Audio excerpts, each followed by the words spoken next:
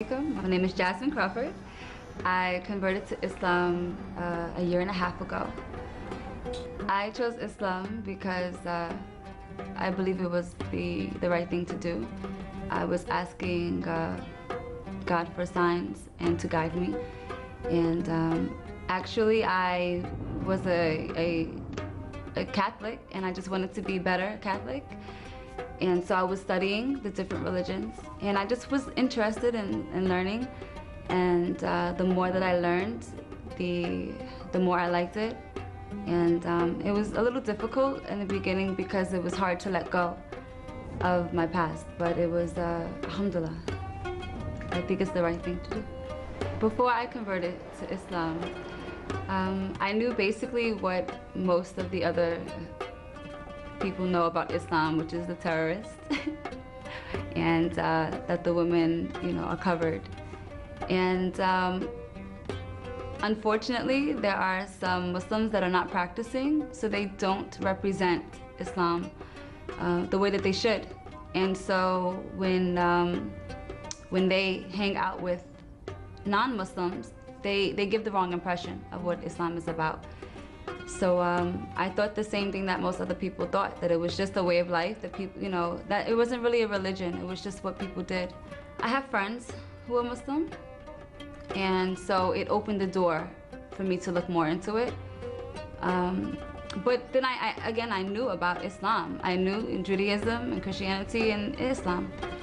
So, that's how I knew about it, but really because I had friends who were Muslim. So do you have a smaller plate? How much is a smaller plate? Just rice and curry, rice and curry. $65. And that's that one? Yeah. Just one of you stay, give me $2. Okay, but I'm eventually going to take it. And does that come with salad? Small one, no. Inshallah. Can I just have a small? I don't want a lot. I don't want so much. The main thing that attracted me to Islam is La ilaha illallah, the fact that you go directly to God, because I've always gone directly to God anyway.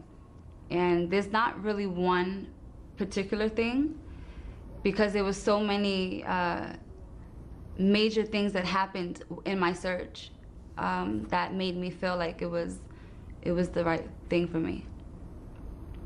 So, the Qur'an never changing was very important, and the proofs and the scientific proofs in the Qur'an, just all the little things that are in Islam that just make sense.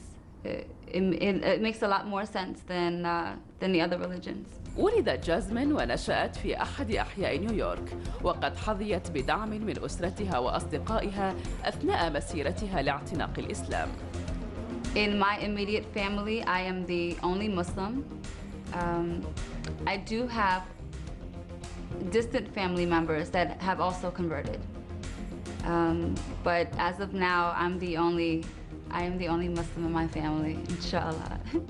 I'm working on my mother. The relationship with my parents, alhamdulillah, I love my parents.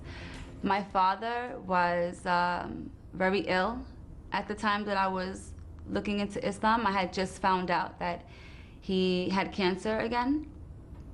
And my mother, she's such a beautiful woman, alhamdulillah. She helps me with everything. She helps me get up for Fajr. She buys me halal food, and she's a beautiful woman. I'm very close to my mother. My father passed last July, but it was a very good relationship. The only question that my mother asked me was, I thought you were gonna think about it. And other than that, they're not strict Catholics, So, subhanAllah, they said if it makes you happy, as long as you don't go blowing up people, do it. Do what makes you happy.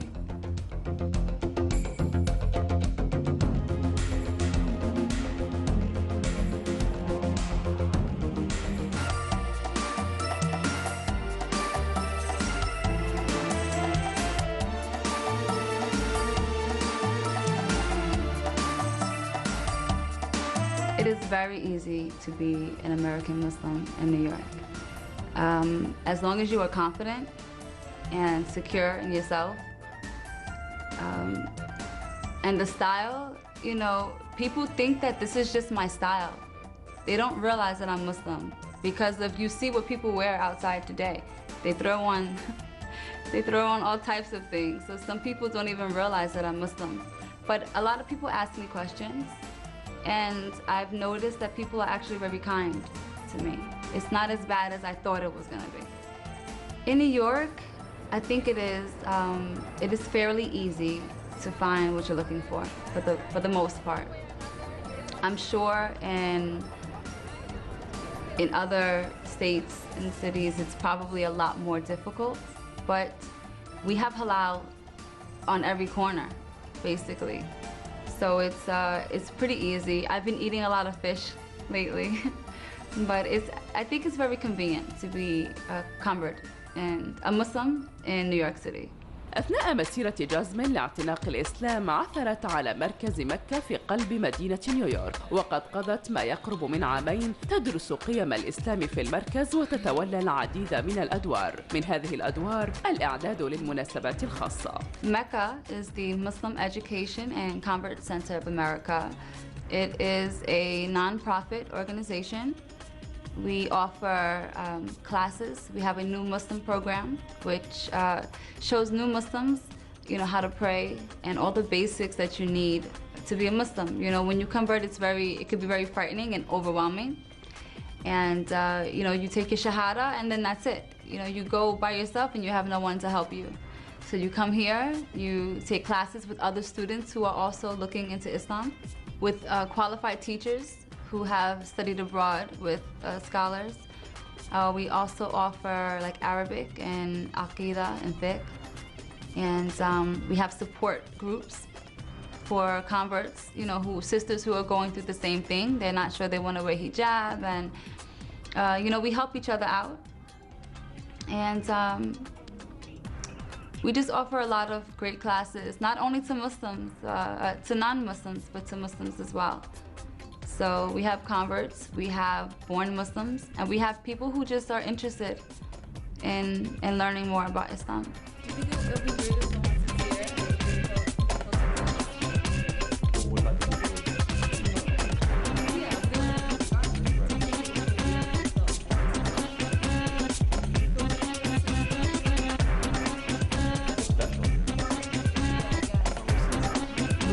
We do offer support for non-Muslims, rather for Muslims when they convert.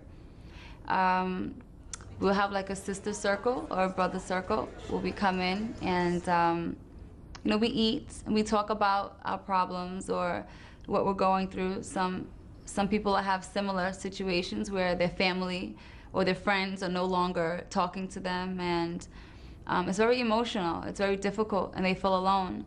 And you know, we all have a connection here. It's like a very small family, and we all have similar situations. So it's a great place, alhamdulillah. 2 and then 3, then 2, then 3. We do rows of 3? 3, 6, 9, 12. And then we still have one extra though. We could probably do rows of 3. Our converts are from everywhere. We have myself, I'm black and white, I'm Irish and African American and Indian. And we have Chinese, we have Spanish, we have white people, we have everything here. So, you know, this is New York City. You're gonna get everything. Can I have 2 volunteers? Yeah, 3? Yeah, 3 is good. Please, for help. Thank you. 43rd and 5th? Yeah. Assalamu alaikum, my name is Corey. I converted in September of 2010. I'm originally from South Korea, but I came to America when I was 2 months old, and I converted and took Shahada in September of 2010.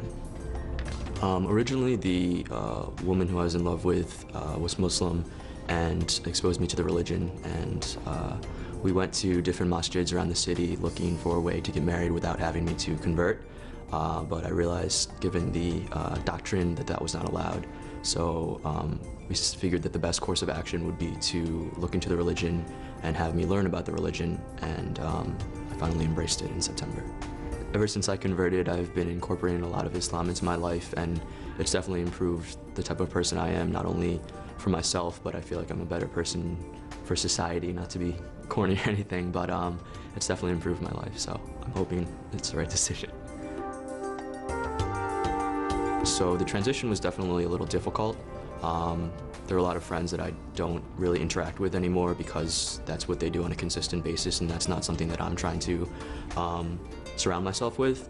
So it's definitely been a tough transition, but I mean, again, fortunately, there's a place like the Mecca Center that provides you with a community of converts who are, I guess, struggling with a similar situation and going through the same things that you're going through, and I guess you can sort of bond over those common struggles. I have been praying 5 times a day.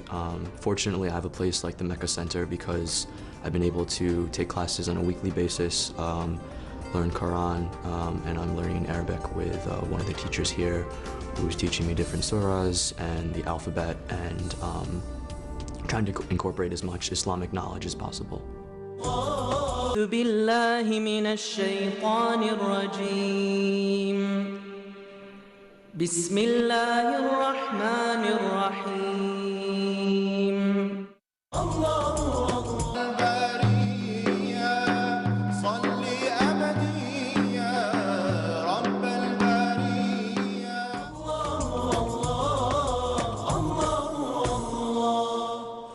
Heard about the efforts of Mecca Center for some time, and that we've always supported everything that is taking place here, in particular because of its focus on converts.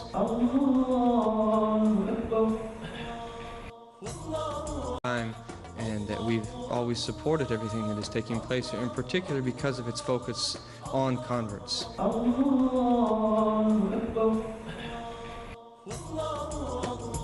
So tell the old world that the new world has always been and will always be waiting to be discovered. There is no science or no knowledge in Islam that has a greater importance than al-Iman, to have the faith. In fact, having al-Iman is the greatest ni'mah of Allah Tabaraka wa Ta'ala on His slaves. I became a Muslim about 30 years ago. I am from Atlantic City, New Jersey, born here in America. And in around 1980, I embraced Islam as a kid, as a youngster. Islam represented a form of justice. And the area where I grew up, there was a lot of injustice, racism, classism, and Islam represented a balance in all of those things. And the Muslims, they seemed to be a people who treated everyone equal, everyone just, and that was attractive to me. So I began to follow and listen and learn, and ultimately I embraced Islam. Here at Mecca, we have several classes in the different Islamic sciences. As for myself, I teach the classes which deal with al-Aqidah, or the science of Islamic belief, al-Fiqh, which deals with the Islamic rules of how to pray, how to fast, pay charity, and matters to that, as well as the science of at-Tazkiyah, or at-Tasawwuf, which is the spiritual aspect, some may say Sufism, which is the spiritual aspect of the religion that works with the inward state of the human being, not just the outward part. So these are my classes here that I teach, which are the main core classes as far as religious instruction. My born name is David Johnson, and people call me Dawood, so Dawood Johnson. I became a Muslim in 1995 when I started practicing Islam. I started learning about Islam in college. Didn't grow up particularly religious. My family is Christian. We went to church sometimes, but we weren't forced, to be Christian or learn particularly anything. So I was just looking for something for myself to really grab onto, because I always believed in God, and I just started reading. Somebody gave me a copy of the Qur'an and I read it, and it made a lot of sense to me. I used to go and talk to a person who was an imam when I was in college in Nashville, Tennessee. That's where I went to college, at Tennessee State University. And we used to go talk to him and a friend of mine after Jummah every Friday. He would tell us about Islam, you know, slowly, and then eventually I just embraced it for myself. This particular class is Introduction to Hadith Science. But I've taken a lot of classes here. I've been coming here for about a year. I've studied Aqidah, the beliefs. We have different little seminars and stuff where we learned about prophetic medicine, all kinds of classes. So Arabic, I've taken Arabic classes here too. So basically everything that we have here at Mecca is used from the donation money. So it's a non-profit organization, and this is where the money goes, and the classes for the students, and you know, paying the teachers as well. And yeah, this is basically where all the money is going, and also for the space that we're using for rent. So, okay, so let's put me on camera that I can't get the bread out, right? And it doesn't want to come out right now, of course. It's camera shy, it doesn't want to come out.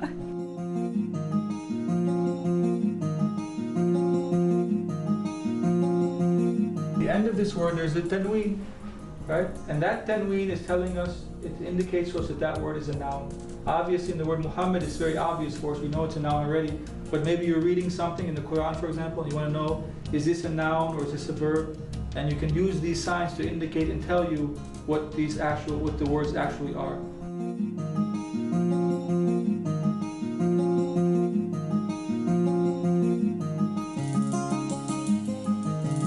So al-khafd or al-jar, for example, if we look at the word Bismillahi, right? Bismillahi ar-Rahmani ar-Rahim. If we look at this word here, Bismillahir Rahmanir Rahim, right?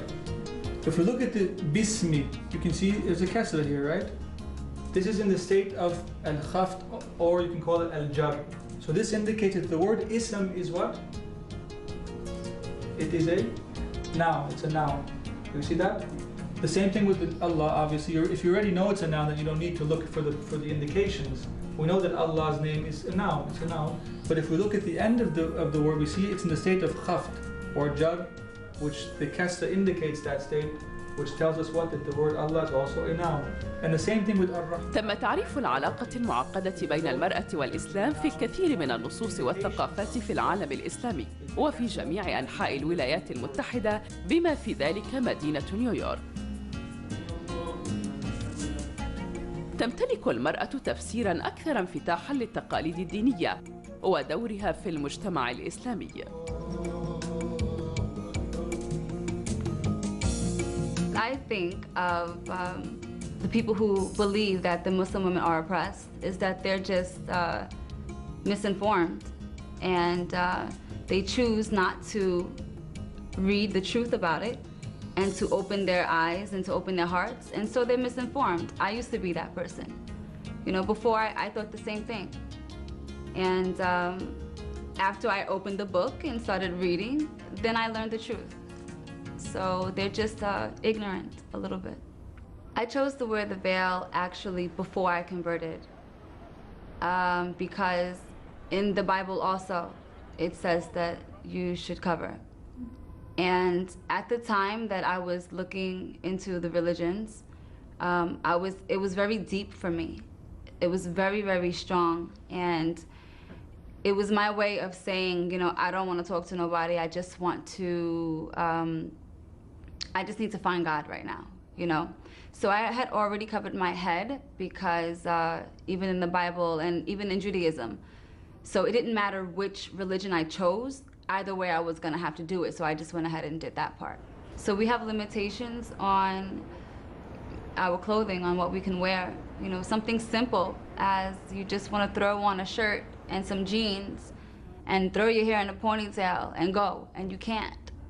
And it's not easy always to just walk outside and you know, put a scarf on your head and make sure everything is covered, you know. I think that's the biggest challenge is abiding to the rules of hijab, of to cover as a modest woman. يؤمن معظم المسلمين أنه يتعين ارتداء الحجاب في جميع الأوقات، إلا أن آخرين يؤمنون أن ارتداء الحجاب حرية شخصية. I was born Muslim. I was born in Ghana, and the town that I come from is predominantly Muslim. I come from a pretty religious background, but I'm not sure if this is where culture kind of clashes with religious practices or religious rules. In Ghana, where I'm from, there are people who cover, but then there are people who don't cover. It's not as if you stand out, or it's not as if it's something weird for you not to cover.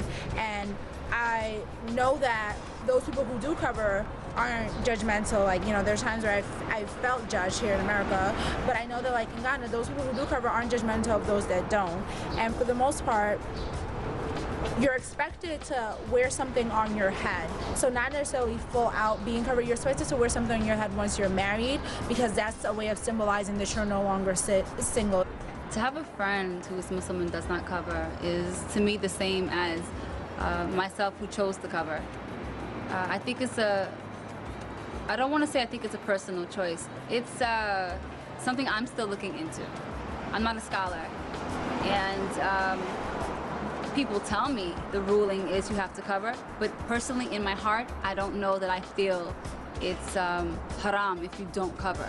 So this is between her and Allah, you know? Oh, I do so this. Sweet. Well, you know, I don't do things because other people do things. I do this because I want to do this. You know, if I did things because other people, I would never have converted. I would have stayed Catholic. I would have stayed going out and drinking and doing the things that I was doing before. I do this because of me. I put this on because I felt like putting it on. You know, people still talk to me. Brothers still look at me. They respect me differently, and to me, this is just a badge that tells people I'm a Muslim sister. I do see the importance in it, though. I do believe it's very important. I personally think it's beautiful. I think it's very beautiful. I feel different in hijab. And to me, it reminds me of my duties, of what I need to do, you know, and it reminds you how to act in public because you constantly have it on. It is a uniform. And it is modest. So I think it's important, but I don't think it's the most important thing. I'm positive that I made the right choice to Islam because of the signs that I received the day that I chose to convert. So I asked Allah to please, I need a sign. I need something to know what am I choosing here? And I received the sign. And you know, again, my father was very ill, so naturally it made me more in touch with God because I was losing my father. And he's helped me a lot with that. You know, Allah made it he answered my du'as always. So I feel a lot more connected to Allah now. And you know, sometimes I don't have doubt. Sometimes I get frustrated with myself and frustrated with the limitations that we have. But alhamdulillah, I know that I made the right choice. If there was one message I had to people who are interested in Islam, I would say that they should go out and actually read the materials and educate themselves with Islamic knowledge. I think people are quick to use the media or television and sort of just hear these sort of tidbits of what Islam is. And without really delving into the text, it's very easy to fall into the trap to think that all Muslims are terrorists or all these other sort of preconceived notions. So I guess the message would be to just go out and educate yourself and try to find a teacher that will help you learn the religion. I would say if I have a message for anyone who's considering Islam, go to Allah only. Go within your heart and cry. If you need to cry, cry. And Allah will answer you. And whatever sign you need or whatever it is, specifically for you, Allah will provide it for you. I know because it happened for me and many other people. So you do not need to speak to an imam or a sheikh or, you know, a priest or a rabbi. You need to speak to Allah. That's it. There's only one that you need to go to get your answer, and Allah will guide you and Allah will put it in your heart, and before you know it, you will see, you know, right in front of your face what you need to do. And then when you feel the peace, you feel the peace, and you should not be afraid that you'll fail because you're not ready to wear hijab. You take your time. The most important thing is La ilaha illallah Muhammadur Rasulullah, and praying, you know. Everything after that, it comes, inshallah.